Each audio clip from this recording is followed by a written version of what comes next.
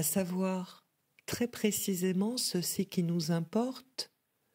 qu'il nous emporte en des instants fugitifs au-delà de cet affrontement, qui nous l'a fait oublier cette libido, pour autant que Freud, le premier, articule avec autant d'audace et de puissance qu'après tout, le seul moment de jouissance que connaisse l'homme est à la même place où se produisent les fantasmes, qui, pour nous, représentent la même barrière quant à l'accès à cette jouissance où tout est oublié. C'est ici que je voudrais introduire comme parallèle à la fonction du beau par rapport à ce que nous désignerons, pour abréger, la fonction de quelque chose que j'ai déjà ici nommé à plusieurs reprises, et sans jamais trop insister, et qui me paraît pourtant essentiel à produire, que nous appellerons, si vous le voulez bien, ensemble, l'aidos, autrement dit, la pudeur,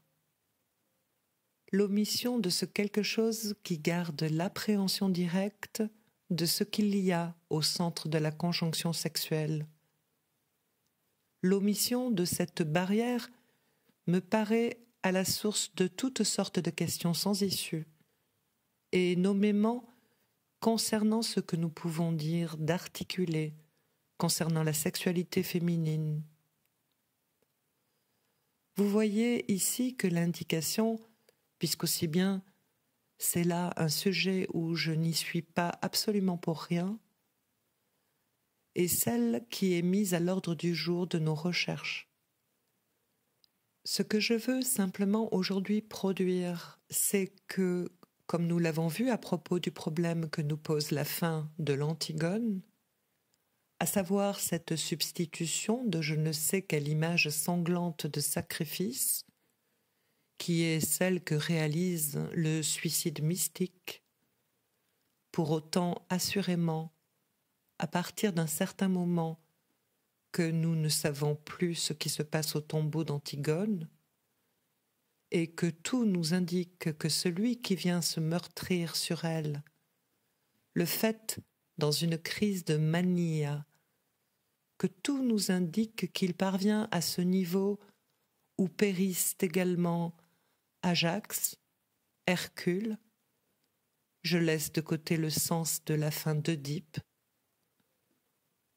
Ceci nous mène à la question pour laquelle je n'ai pas trouvé de meilleure référence que ces aphorismes héraclitéens que nous devons à la référence persécutive de saint Clément d'Alexandrie, qui y voit le signe des abominations païennes. Grâce à cela, nous gardons ce petit morceau qui dit « Si, certes, il ne faisait cortège et fête à Dionysos en chantant les hymnes, qu'est-ce qu'il ferait? Les hommages les plus déshonorants à ce qui est honteux. » Voilà comment on peut le lire dans un sens. Et continue Héraclite, c'est la même chose qu'Hadès et Dionysos, pour autant que l'un et l'autre Méinodei, ils délirent et qu'ils se livrent aux manifestations des hyènes. On ne peut pas traduire autrement. C'est ce dont il s'agit dans les cortèges liés à l'apparition de toutes sortes de formes de transe. C'est à proprement parler les cortèges bachiques. Voici donc la position héraclitéenne, qui, comme vous le savez, est en opposition par rapport à toute manifestation religieuse radicale. Nous emmène à l'identification, à la conjonction, à dire que s'il ne s'agissait pas en fin de compte d'une référence à l'Hadès, toute cette manifestation d'extase pour lequel il n'a qu'éloignement, mais sans doute un éloignement qui n'a rien à faire avec l'éloignement chrétien, ni avec l'éloignement rationaliste. C'est bien d'autre chose dont il s'agit. Ce ne serait qu'odieuse manifestation phallique et objet de dégoût. Cependant, il n'est pas certain non plus qu'on puisse s'en tenir à cette traduction, pour autant que le jeu de mots est évidemment entre eidisin, anaidestata, et eidis, pour autant que eidis veut dire aussi invisible, mais que eidoia veut dire les parties honteuses, peuvent vouloir dire aussi respectueuses et vénérables, et que le terme même de chant n'est pas absent. Je veux dire qu'en fin de compte, ce dont il s'agit est de dire qu'en rendant à Dionysos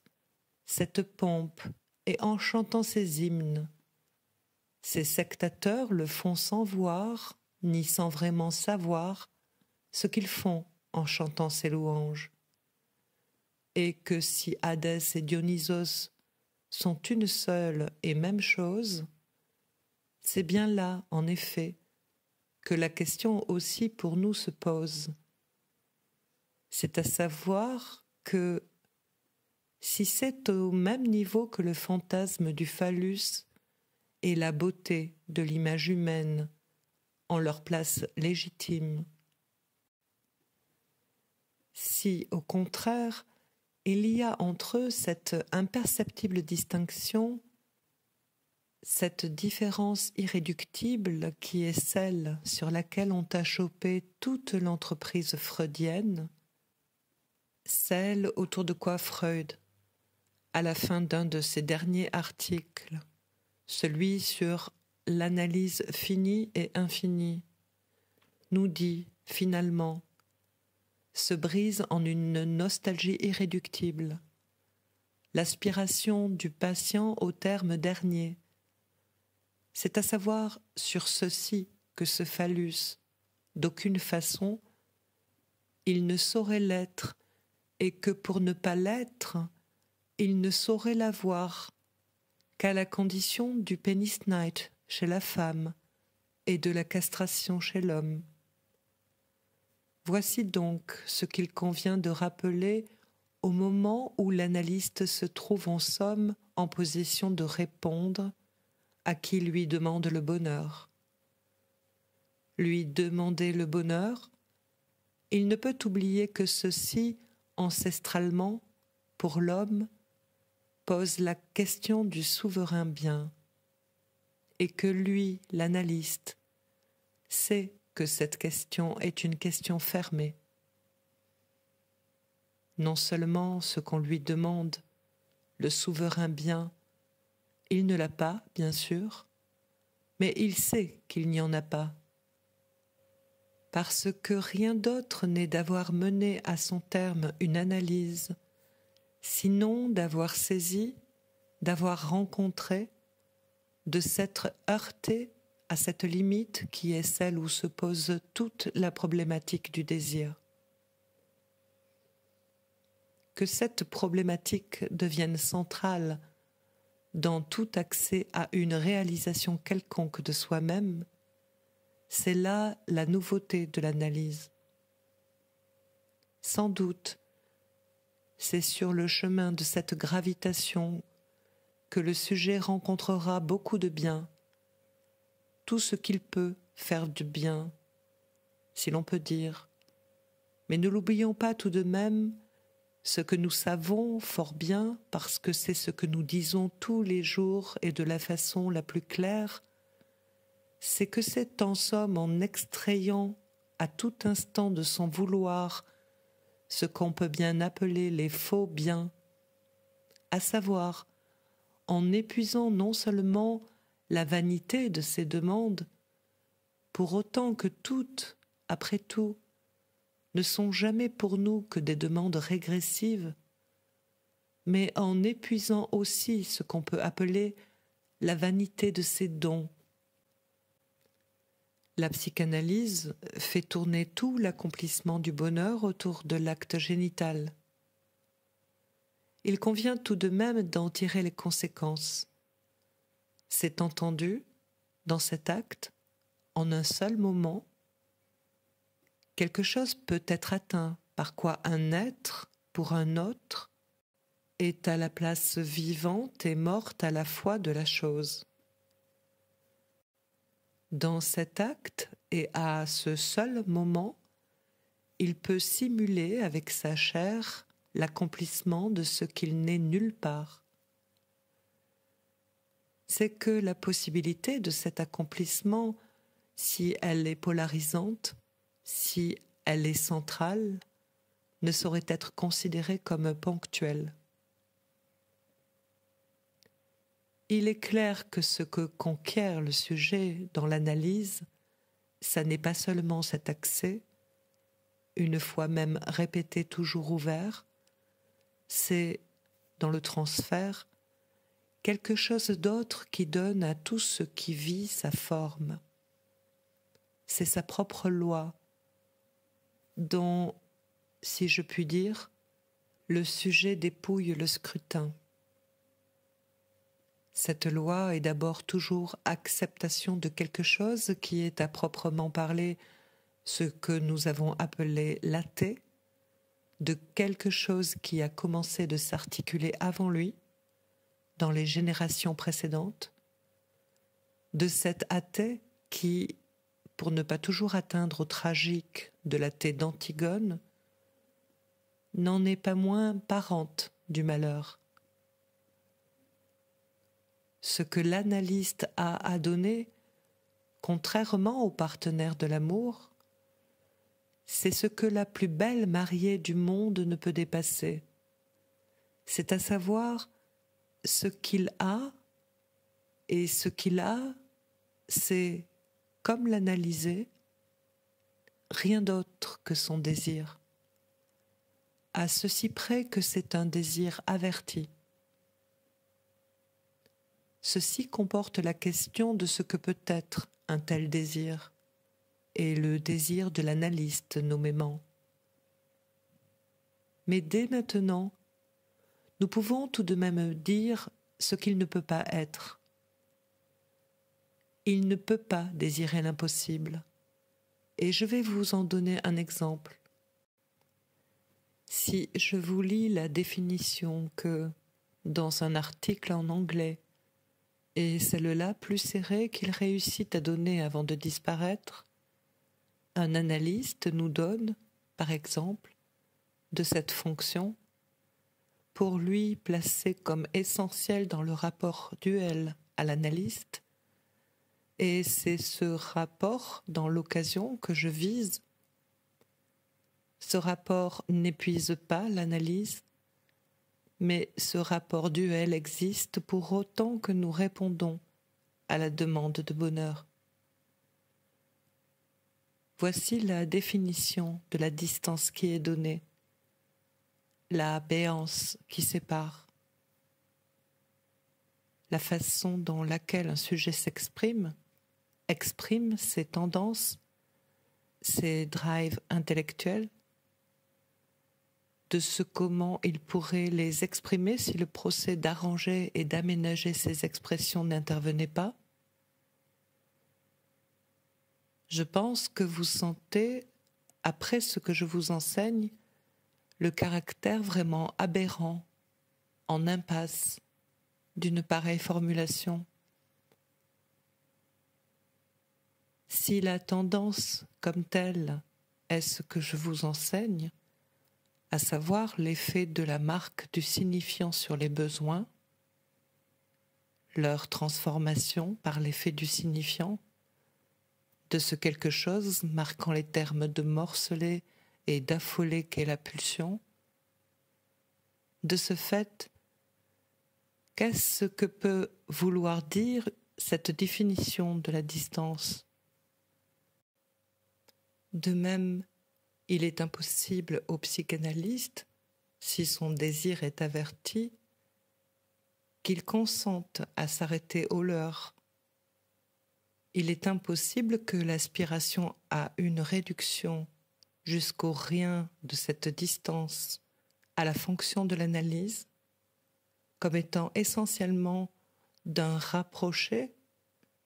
comme également dans cet article le même théoricien s'exprime, serait-ce qui donnerait au sujet dans une sorte d'incorporation d'un fantasme, puisque c'est toujours dans cette occasion le même fantasme qui intervient, à savoir celui de l'incorporation, de la mendication, de l'image phallique en tant qu'elle se présentifie dans un rapport entièrement orienté dans l'imaginaire, soit ce quelque chose où le sujet puisse d'aucune façon réaliser autre chose qu'une forme quelconque de psychose ou de perversion, si atténuée soit-elle, soit une telle mise en rapport, une telle conjonction de quelque chose que l'analyste méconnaît dans la nature de son désir. Car ce terme de rapprocher, mis par cet auteur au centre de la dialectique analytique dans cet article, n'exprime rien d'autre qu'un reflet d'un désir méconnu dans une position insuffisante, le rapprochement jusqu'à se confondre avec celui dont il a la charge et la présence. Quelque chose, sans doute, qui porte en soi tous les traits d'une aspiration dont on ne peut pas ne pas dire qu'elle est pathétique, je dirais presque dans sa naïveté même. On est surpris que dans une perspective, si mince soit-elle, de l'expérience analytique, elle ait pu être formulée autrement que comme une impasse à rejeter. Voilà ce qu'aujourd'hui je voulais vous rappeler, simplement pour vous donner le sens ici de ce que signifie notre recherche concernant la nature du beau, et j'ajouterai du sublime. C'est parce que, sur le sublime, nous n'avons pas encore tiré toute la substance de ce que nous pourrions tirer des définitions kantiennes et de leur conjonction avec l'usage, qui n'est probablement pas seulement de hasard, ni homonymique avec le terme de sublimation au centre de la seule satisfaction permise par la promesse analytique. C'est parce que nous ne l'avons pas tiré encore que j'espère que nous pourrons là-dessus revenir avec fruit la prochaine fois.